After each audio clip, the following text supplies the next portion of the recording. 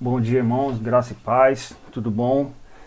Vamos dar continuidade em mais uma aula e eu gostaria de falar sobre o tema de liderança cristã, que de uma forma, eu achei um estudo bem interessante sobre esse tema e eu gostaria de conversar com vocês. Deixa eu só ajustar a minha câmera aqui para a gente já começar. Eu não tenho muita prática com essas tecnologias e gravar a aula desse jeito. Acho que agora tá tranquilo. Então, liderança cristã, irmãos. Antes disso, vamos fazer uma oração para Deus nos abençoar. Eu gostaria de agradecer muito as orações de todos vocês, pela Laís, pela recuperação da saúde dela, por mim, pela Cláudia, por toda a minha família, meus familiares que temos acompanhado essa situação. A Laís tem estado bem, ela tem se recuperado, né? Ela tem avançado nos tratamentos, né? Devagarzinho, mas ela tem. E eu acredito que logo, logo ela vai estar conosco, tá bom? Muito obrigado de coração mesmo. Senhor, meu Deus e meu Pai, te peço que o Senhor abençoe a cada um de nós. Senhor, o Senhor traga a sua graça, a sua bênção. Derrame o seu amor, Senhor, sobre cada um, nos fazendo compreender um pouquinho mais do seu assunto, da sua palavra e do seu evangelho. Tudo isso eu te peço e agradeço em nome de Jesus. Amém. Então vamos lá. Liderança cristã. Por que eu escolhi falar sobre esse assunto? Por dois motivos. Primeiro, porque a liderança, eu entendo que ela é um tema que está intimamente ligada com a vocação cristã, para crermos e sermos como Jesus. Essa é a principal vocação que nós temos. O segundo ponto seria porque a nossa sociedade ela está obcecada pelo assunto de liderança também. Né? Todo mundo quer aprender como ser líder, quais são as técnicas de liderança. Mas aí comete um erro porque entende liderança como técnica, em vez de entender liderança como o Evangelho ensina, né? E qual que seria essa técnica que as pessoas compreendem? Que a liderança, ela, por exemplo, ela é como enganar os outros, né? Aqui está como vender gato por lebre. Se você consegue fazer isso, você é um bom líder. Se você tem algo que custa 10 reais e você consegue vender por 1.000, poxa, você é o cara da liderança. Entendeu? Mas o Evangelho não é assim, né? O Evangelho, eu achei muito interessante esse estudo. Ele dá um aspecto diferente da liderança. Que nem aqui em 1 Pedro 2, 9 e 10, está escrito assim, ó. Mas vocês são os escolhidos de Deus, escolhidos para a alta vocação do trabalho sacerdotal. A liderança, de uma certa forma, é vista como uma vocação, né? E uma alta vocação, para serem um povo santo, incluído a todos os que creem. São instrumentos de Deus para fazer a sua obra e falar por ele, e para contar a todos quanta diferença ele fez na vida de vocês. Do nada para alguma coisa, de rejeitados para aceitos. Olha só o chamado que Jesus fez em Mateus 28. Resoluto, Jesus os instruiu. Deus me deu autoridade a comissionar vocês. Vão e ensinem a todos os que encontrarem, de perto, de longe, sobre esse estilo de vida, marcando-os pelo batismo do nome tríplice, Pai, Filho e Espírito Santo. Vocês devem ensiná-los a praticar tudo o que tenho ordenado a vocês, e eu estarei com vocês enquanto procederem assim, dia após dia, até o fim dos tempos. O Evangelho sempre mostrou esse relacionamento, essa proximidade de amizade, de confiança entre Jesus e os seus discípulos. É lógico, Jesus, ele sempre começou o seu ministério dessa forma. O Evangelho sempre relata isso. Por exemplo, Jesus assentando-se e começando a ensinar os seus companheiros de caminhada. Jesus ensinando na sinagoga, na beira da praia, subindo ao monte e pregando, né? Ele dizendo para os seus discípulos o que era melhor. os seus discípulos escolhendo o seguir, né? Ele levando os discípulos a entrarem no barco, o mestre e os seus discípulos atravessavam mares, visitavam cidades, andavam junto. Os fariseus reclamavam com Jesus, seus discípulos estão quebrando as regras do sábado, e Jesus defendia os seus discípulos. Os discípulos recolhiam os cestos da multiplicação de pães e peixes, perguntavam, ouviam, preparavam, suplicavam por socorro, participavam do partir do pão e do vinho. Então tinha esse relacionamento, esse ambiente de cuidado, de proximidade que nós vemos no Evangelho. Mas para a gente discorrer um pouquinho mais sobre esse assunto da liderança, eu gostaria de tratar primeiro de duas questões aqui. Poder e autoridade. Aqui diz assim, ó, o líder pode não ter poder, mas ele tem autoridade.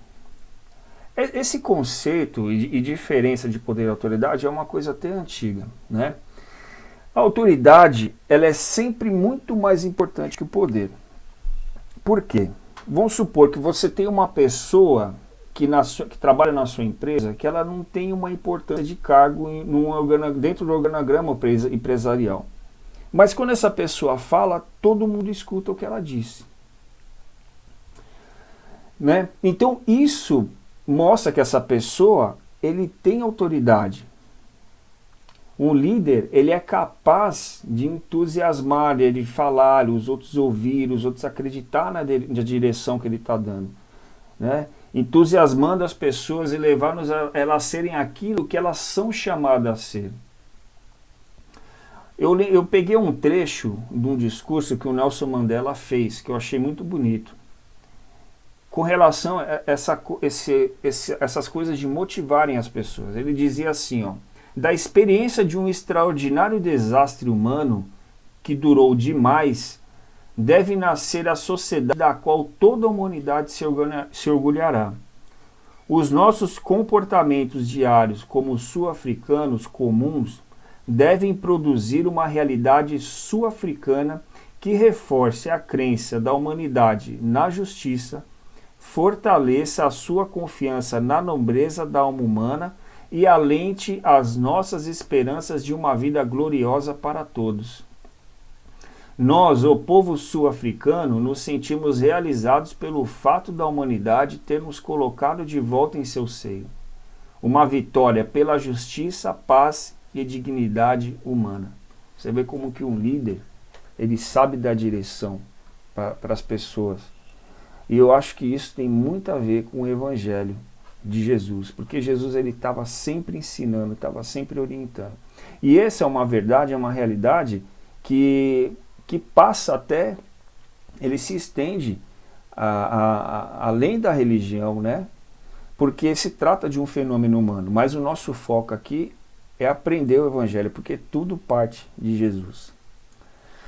E existe um conceito dentro da liderança cristã que é muito importante dentro do cristianismo. O que é? É a paternidade espiritual, é a catequização, é o fazer discípulos.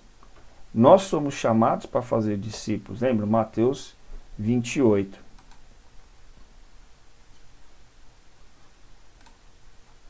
Então, duas virtudes básicas de um líder. Então, para me entender a liderança, eu gostaria de conversar com você sobre essas duas virtudes, magnanimidade e humildade. O que é magnanimidade? É a alma que tende à grandeza, isto é, aos dons que recebemos de Deus e que precisam desabrochar. Permite ao homem perceber a sua dignidade. João 3, 34, 36. Lá está escrito assim, para ficar bem claro, irmãos. Alma que tende à grandeza, alma que entende a sua vocação em Deus, alma que entende o seu chamado em Deus, o seu chamado em Jesus Cristo. Lembra? Para ser parecido, para crer e ser parecido com Jesus. Jesus disse assim, ó, que o Pai ama o Filho de modo imensurável e tudo entregou a ele, para que ele passasse tudo adiante, uma generosa distribuição de dons. Paulo e Barnabé falavam aberta e confiadamente, manifestando os dons de Deus, que confirmava a obra deles com milagres e maravilhas. Que todos os dons e benefícios que vêm de Deus, nosso Pai, e do Senhor Jesus Cristo sejam de vocês, pois já estão entre vocês. Deus nos revela sobre os dons da vida e da salvação que nos concedeu. Aprendemos de Deus, que nos ensinou pessoalmente por meio de Jesus e transmitiu a vocês, e transmitimos a vocês. Olha só o papel do discipulado aparecendo mais comum a todo cristão. Não são os dons de Deus, tudo que vocês têm são. Deixa eu só arrumar minha câmera. Entregue-se aos dons que Deus dá e compartilhe os dons de Deus, ao mesmo tempo honrando o Senhor e tendo cuidado de evitar escândalos. Quando vivemos no caminho de Deus, Ele faz surgir dons em nós, como frutas que nascem num pomar. Olha aqui que interessante. Afeição pelos outros, uma vida cheia de exuberância, serenidade, disposição de comemorar a vida, um senso de compaixão no íntimo e a convicção de que há algo de sagrado em toda a criação e nas pessoas. Nós nos entregamos de coração a compromissos que importam, sem precisar forçar a barra, e nos tornamos capazes de organizar e direcionar sabiamente nossas habilidades. Olha como é que o dom de Deus se manifesta na vida daqueles que creem. Humildade, disciplina, sacrifício. Quem quiser ser o primeiro deve se tornar o último. Quem quiser servir Jesus, seja seu seguidor. Servir a todos os filhos da luz, suas necessidades espirituais com liberdade e bondade. Isso aqui já seria a humildade, né? A humildade, nesse aspecto da liderança, é o líder através do servir com os dons de Deus que lhe deu, e ele faz com que o outro encontre-se a si mesmo, convidando também a seguir Jesus. Então, eu tenho o dom que Deus me deu, Deus me capacitou. Eu tenho a humildade de servir ao meu próximo com esses dons, fazendo que o outro enxergue também o dom e a vocação. Ele perceba, você tem uma vocação, você tem um chamado de Deus para a sua vida. Então, essa é a magnanimidade e a humildade.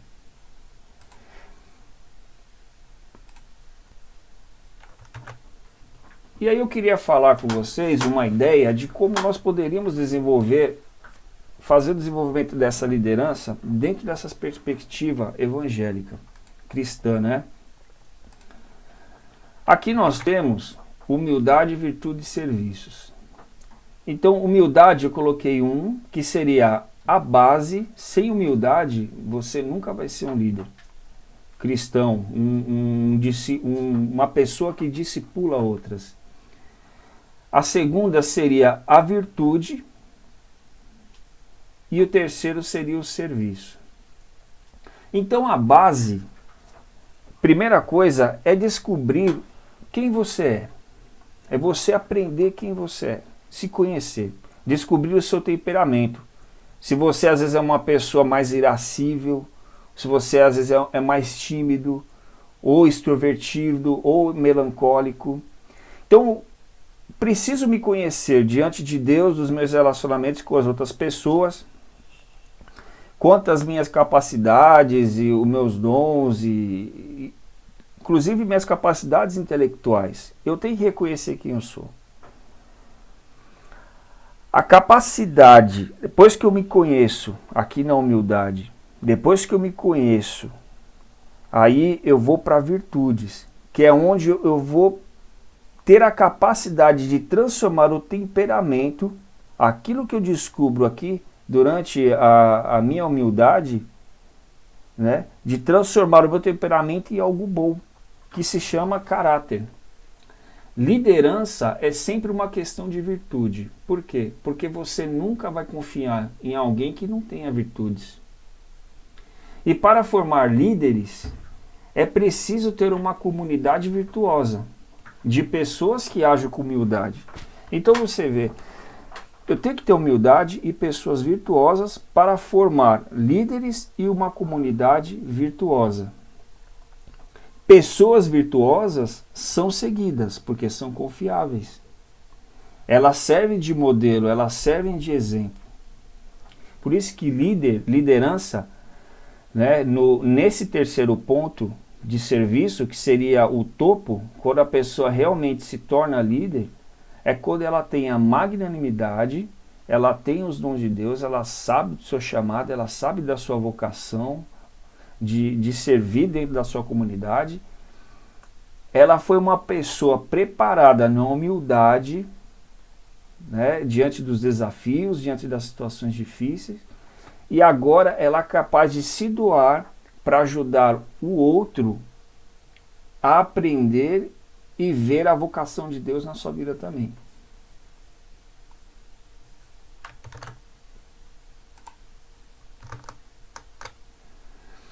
E aqui teria a base, a humildade. Descobrir a verdade sobre você. Aqui eu queria enfatizar um pouco sobre temperamentos. Tá? Os temperamentos, eu queria comparar para te dar uma ideia, seria mais ou menos a ideia de você comparar o temperamento como se fosse o solo, a terra onde a semente do evangelho é plantada. Tá? Esse seria o temperamento. E de temperamento nós temos o fleumático. Mais uma coisa, o temperamento, irmãos, ele é algo que nós nascemos com isso. Tá? O temperamento ele é físico, ele está na nossa constituição biológica. Tá? E eu acredito que, de uma certa forma, o temperamento ele tem uma influência na nossa vida, na maneira de nós procedermos. E o importante do temperamento é nós nos conhecermos e saber quais são os pontos de defeitos e inclinações que são mais dominantes por causa do nosso temperamento. Tá? Então aqui nós temos o fleumático. O fleumático é um temperamento onde essa pessoa ela é marcada pela apatia. Né? A inclinação dela é a apatia. O fleumático ele é o tipo de pessoa que ele precisa cooperar com a graça de Deus, sair da miséria em que nos encontramos. Né? Jesus diz assim, ó, por que estáis todo dia sem fazer nada? O fleumático ele tem essa tendência de ficar parado. Então geralmente ele não dá uma resposta, ele tem o hábito, a inclinação de não dar uma resposta de fé quando Deus apresenta, ilumina o seu coração e derrama a sua graça sobre ele. O outro seria o melancólico. O melancólico ele se fecha nos próprios pensamentos e problemas para fugir do mundo. O melancólico, embora ele não se deixe tocar por qualquer coisa, ele mete bem no fundo da alma tudo o que consegue atingi-lo, penetrando no esconderijo do seu coração. Por natureza, ele tende a não se esquecer de nenhuma impressão, porque está o tempo inteiro lembrando-se de si mesmo. E não devemos sucumbir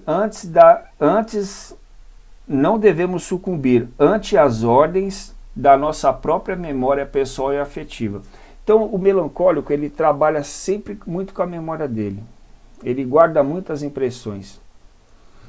E quando ele guarda as impressões que são negativas, seja relacionadas com a memória, né, pessoal ou afetiva, isso dá uma travada nele, não faz com que ele nunca venha a agir. E qual que seria, o que seria interessante para o melancólico? Ele trazer à memória sempre aquilo que lhe traz esperança. Em vez de trazer à memória aquilo que traz tristeza, trazer à memória aquilo que lhe traz esperança. Dessa forma, lembrando, né? Lembrando as coisas que Deus mostra para ele. O sanguíneo seria um outro temperamento que a característica dele, ele tende à dispersão e superficialidade. Ele às vezes é uma pessoa que ele age rápido aos estímulos, às coisas externas, assim como o colérico, só que ele se dispersa muito, tem muita superficialidade. Na vida espiritual, ele tende a começar as coisas, nunca terminar, e sempre está procurando outras coisas. Se Deus fala, por exemplo, com ele de manhã, à tarde ele já esqueceu. Né? É o tipo de pessoa que, para talvez tratar de uma maneira positiva isso, é quando Deus o ilumina, é ele tirar as pedras do coração, para que o evangelho crie raízes. Né? A Jesus fala assim, que às vezes aquele que recebe a palavra com alegria, mas a planta cresce, mas logo depois que o sol aparece, ela murcha porque tinha pedras no solo e o evangelho, a planta não conseguiu criar raiz. Então esse seria o sanguíneo. Ele tende muita dispersão à superficialidade. Então tem que aprofundar a palavra de Deus, aquela palavra que Deus traz que ilumina, aquela verdade que revela para ele alguma coisa, que fala sobre que desperta a fé dele, né? E tem o colérico, que ele é muito voltado para fora. Mas qual que seria o ponto negativo dele?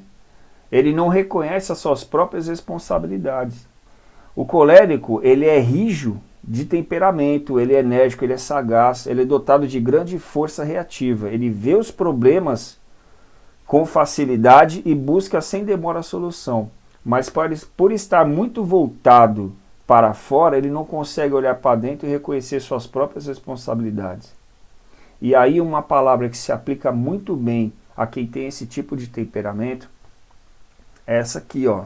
Provérbios 16:32. Mais vale a paciência que o heroísmo. Mais vale quem domina o coração do que aquele que conquista uma cidade. É importante nós partirmos desse ponto. Talvez você pare para pensar, poxa vida, mas você falou isso daí, mas eu nem sei se eu sou fleumático, melancólico, sanguíneo, colérico. A questão aqui não é você saber exatamente se classificar nisso, mas é você aprender com as falhas que cada um desses temperamentos acaba trazendo para as pessoas. Se você é uma pessoa marcada pela apatia, ou você é marcado por isso, ou por você ser fleumático, ou por sua própria culpa, ou por suas próprias escolhas. Assim como o melancólico, é que a pessoa que ele lembra de tanta tristeza, de tanta coisa que ele acaba se fechando. Você às vezes não é melancólico, mas você às vezes, por falta de perdão, não consegue avançar nas coisas. Assim também como o sanguíneo. Então nós precisamos aprender com esses temperamentos, procurar, por meio da revelação de Deus, da confiança em Deus, da graça de Deus, da ajuda do Espírito Santo, procurar nos entender, procurar nos reconhecer, ver esses pontos negativos e agir de maneira que a gente vá crescendo e vá formando virtudes na nossa vida.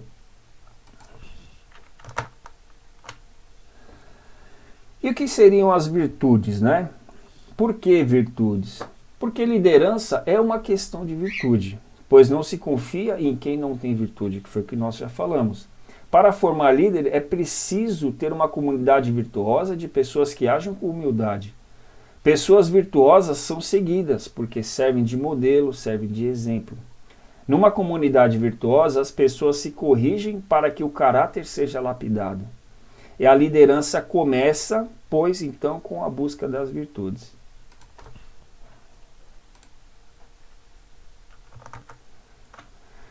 E quais seriam as virtudes?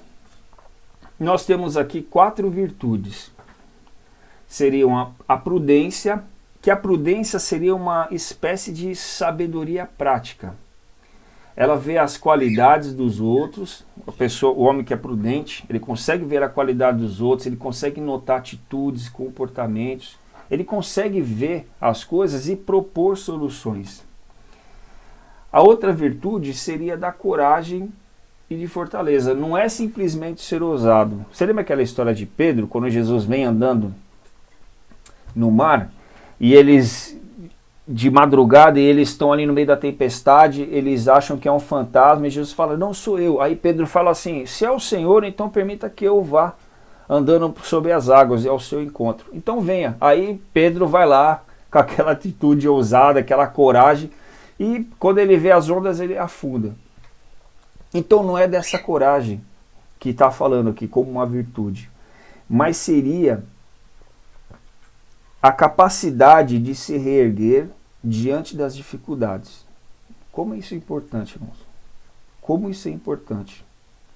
Não desanimar, ter perseverança. E eu só vou ter isso se eu me mover, se eu quiser ter essas coisas. Essas coisas não nascem com a gente. Isso é uma decisão que a gente toma. Outra virtude, a temperança. Temperança seria a moderação das paixões, das emoções, sem destruí-las. Sem destruí-las. Mas seria o amadurecimento dessas emoções. Eu reconheço, como é importante você reconhecer as emoções que você tem. Principalmente as emoções de ira. Você reconhecer quando você é arrebatado por um sentimento de ira, uma emoção, uma pulsão, e você vai agir pela ira, faz besteira. Não, você precisa reconhecer isso, saber quais são as emoções que estão dentro de você, como que você está agindo. E olha que interessante, transcender isso daí por meio da temperança. Porque o sentimento é sempre um amadurecimento das emoções.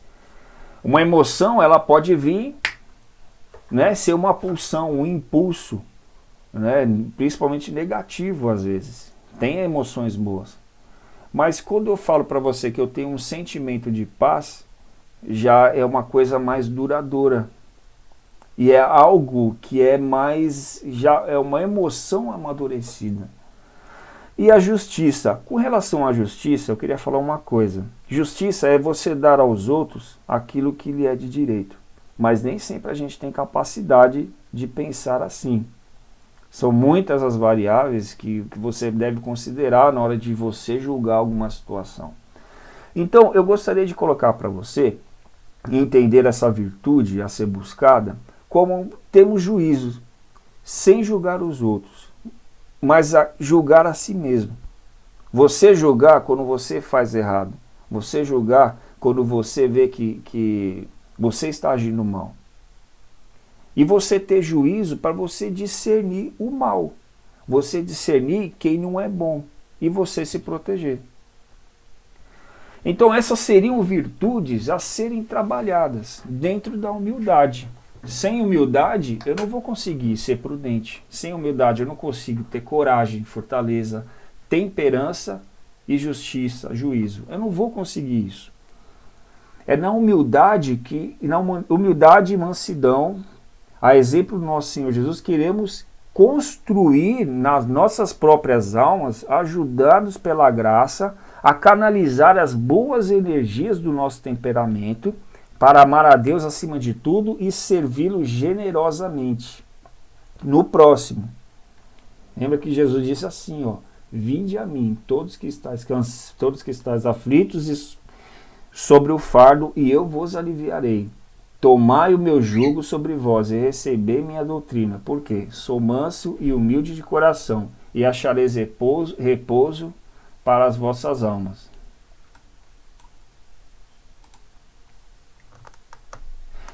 E quais seriam as virtudes cristãs? Fé, que é a confiança em Deus e em Jesus, morto e ressuscitado dos mortos, que é a garantia da nossa justiça, é a nossa justificação, é o nosso perdão. é o nosso andar em fé. Confiamos em Deus por causa de Jesus. Não é porque você se tornou bonzinho. Você entende? E também não é porque... E também, se de repente eu não ser tão bonzinho assim, como talvez a gente pode mudar, às vezes um pouco, que Deus vai diminuir alguma coisa, porque tudo está em Jesus. Tudo depende dele. E tudo por causa dele que nós recebemos todas as coisas, inclusive acesso a Deus e perdão completo. A esperança da vida eterna e da volta do Senhor. Caridade. A terceira virtude. Por causa do amor de Deus por nós, somos levados a amar a Deus no próximo. Somos levados a amar a Deus no próximo. Será que se nós andarmos em fé, esperança, caridade, todas aquelas 4 virtudes que nós vimos anteriormente, prudência, temperança, ai meu Deus, prudência, temperança, coragem e justiça, elas vão ser infusas. Vai ser uma osmose dentro da nossa vida. Porque você vai estar seguindo a Jesus, que é a luz, e você vai se tornar a luz. Você vai estar andando naquele que é o caminho, a verdade e a vida. E Deus vai trazer toda a sorte de bênçãos para você.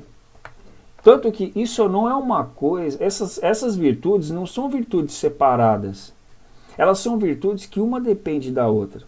Só que as principais virtudes cristãs, a fé em Jesus, a esperança e a caridade, ela que vai trazer todas as outras virtudes.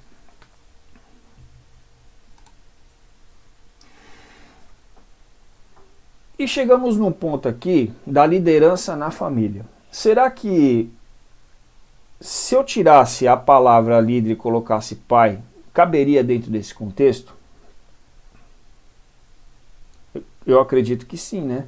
Porque, um ambiente familiar de liderança. O pai ensina o filho a agir humildemente, para que este reconheça os seus limites. E, sendo lapidado, desenvolva suas virtudes, até contemplar sua magnitude, maturidade e a vocação de ser. Então encaixa perfeitamente. Mas aí eu gostaria de trazer agora uma questão. A sociedade atual. Uma liderança com base em virtudes está faltando em nossa sociedade hoje? O que você acha? Tem um escritor chamado Chris Davis, é um sociólogo ateu. Ele escreveu um livro chamado A Sociedade Humana, em 1950. Em que nele a sociedade ela é analisada como um corpo. E que este é feito de várias instituições. E que para mudar a sociedade, segundo Davis, é necessário desmontar essas instituições vigentes. Então esse cara, ele é um cara que ele, junto com fundações Rockefeller, Ford, tem esses caras poderosos, eles estão por trás de ideias como, desde 1950 vindo para cá, tá? Métodos contraceptivos e abortivos, facilitação de divórcio, legalização total de aborto, ideologia de gênero, controle populacional, desmonte de estrutura familiar e tudo que acompanha essas ideias. Então esses caras estão por trás dessas coisas. Então, como ele dividiu a sociedade? E como a gente pode entender a sociedade atual? Primeiro, ele colocou que tem grupos primários. Os grupos primários são funções que as pessoas exercem que são permanentes. Por exemplo, um pai, ele é pai mesmo depois que ele tiver morrido. Quando um pai morre, os filhos lembram, eu aprendi isso com ele. Né? Porque o pai é pai quando troca a fralda, quando vê o filho crescer. Depois que o filho cresce e acha que também depois não precisa mais do pai para aprender as coisas, ele continua pai e mesmo depois da morte. Porque as sociedades primárias, elas têm funções e papéis que não são descartáveis, mas são permanentes. E os grupos secundários? Seriam, por exemplo, as empresas. Você tem sua função dentro da empresa. E se você não fizer direito ou atingir a meta, com o tempo você é descartado. Então o que isso acaba gerando dentro do ambiente da empresa? Briga entre funcionários, lutas para ver quem é o melhor, quem produz mais e quem vai ser promovido primeiro. Tudo pela disputa acirrada na competição. E na família, que é diferente, que é uma sociedade primária, um grupo primário, na família as coisas existem não por competição ou disputa, mas acontece pelas virtudes do amor, da segurança, do cuidado, do respeito, que não, como nós temos lá em 1 Coríntios capítulo 13, onde o amor é o mais excelente caminho. Então, eu gostaria que você parasse e pensasse.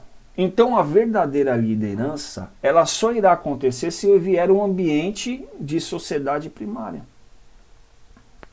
Certo? E qual é o problema da nossa sociedade hoje? Somente se está vivendo como uma sociedade secundária, marcada pelo conflito e ódio. Da obsessão do dinheiro, os capitalistas querem sempre ter mais e mais. Os marxistas querem sempre dividir e dividir aquilo que os capitalistas produziram. E a vida fica só nisso. Nunca vai ser uma família e gerar virtude. Aí só resta a lei e as normas para tudo. Por exemplo, por que leis e normas para tudo? Por exemplo, você tem no metrô, você tem uma lei que está lá para você dar lugar para os mais velhos, para mulheres grávidas, pessoas com deficiência, obesidade. Precisava ter essa lei? Não precisava. Mas as pessoas elas estão tão obcecadas que elas não vão fazer as coisas óbvias se não forem obrigadas por uma lei ou norma. Por exemplo, antigamente as famílias resolviam os seus problemas em casa. Hoje não tem mais família para resolver as coisas. E as pessoas vão resolver as coisas na delegacia. E por que estamos com esse vazio de liderança? Olha só. Seja direita no poder ou esquerda no poder. O povo vai às ruas. Quer pôr abaixo o poder. Mas ninguém tem autoridade para dizer, depois que foi colocado abaixo o poder, um líder com virtudes para dizer, ó, siga por aqui, vão nesse caminho, vão nessa direção. Por quê? Não tem virtude. Estamos numa crise de virtude, as virtudes sumiram, porque não são essas virtudes que você vê valorização. Você vê muito mais valorização de personalidades do que virtudes. E isso é um problema muito sério. E com relação à igreja, o que também isso quer dizer? As igrejas, não estou fazendo uma crítica específica à nossa igreja, mas uma forma geral, tá? Uma forma geral. E se você entende assim, é nesse sentido que eu estou falando. Igrejas se transformaram em grupos secundários. Quando as igrejas reunidas em nome de Jesus são grupos primários. Lembra da paternidade cristã, do fazer discípulos, andar junto, somos irmãos, amai-vos uns aos outros. É um ambiente familiar. Só que a igreja se tornou em algo secundário hoje em dia. Embora ela seja um grupo primário. Sem um ambiente familiar, de humanidade e comunhão. Então você tem a igreja, no geral, mais em funções ministeriais e clubes. As pessoas não estão lá para se tratar, às vezes, como irmãos. Está lá mais como função ministerial. E aí, dentro da igreja, você acaba tendo desconfianças, porque tudo tem uma ideologia por trás. Essa é a grande queixa da teologia da libertação, o grande drama da teologia da libertação. Tudo tem um interesse, tudo é conflito e opressão e um ambiente de desconfiança, né? E você acaba tendo igrejas, por exemplo, de pessoas vazias, pessoas que falam assim, poxa, Hoje a igreja está cheia, né? Faz tempo que eu não vi assim, aí você vê lá do lado de fora da igreja, tá aí hoje distribuição de brindes. Por isso que a igreja está cheia. Misericórdia. Você tem personas na igreja. Não são pessoas, são personas que usam máscaras, que vestem um personagem. Mas, mais uma vez, eu não estou fazendo uma crítica direta à nossa igreja, porque eu sei que na nossa igreja não é assim. Mas de uma forma geral, a maioria das igrejas estão assim, e tem coisas piores que acontecem.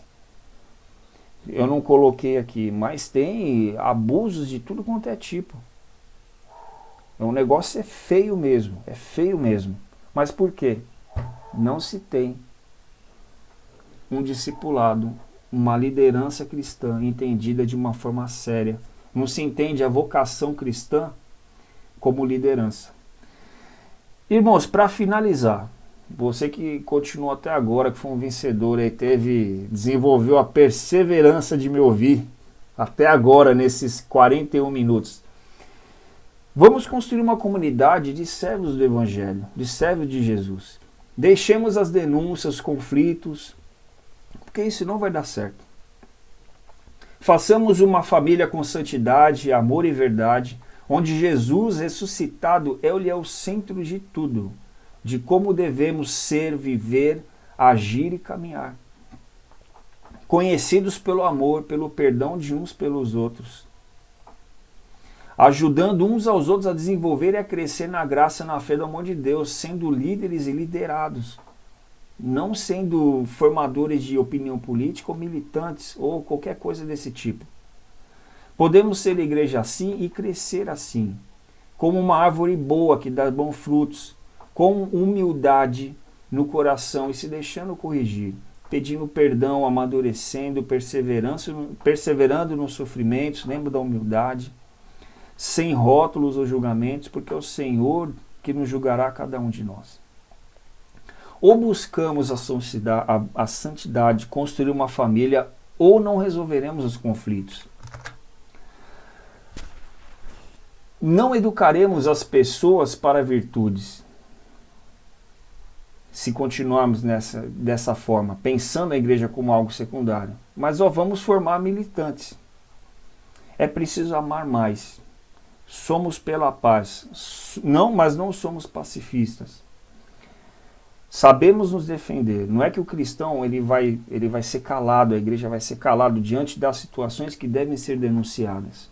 Mas não pode perder o foco. Não pode perder o foco do Evangelho. Não pode perder Jesus de vista. É preciso propagar o amor. Sejamos família. Liderança é gerar o outro. É ser pai. É ser mãe. Liderança é paternidade. Liderança é maternidade.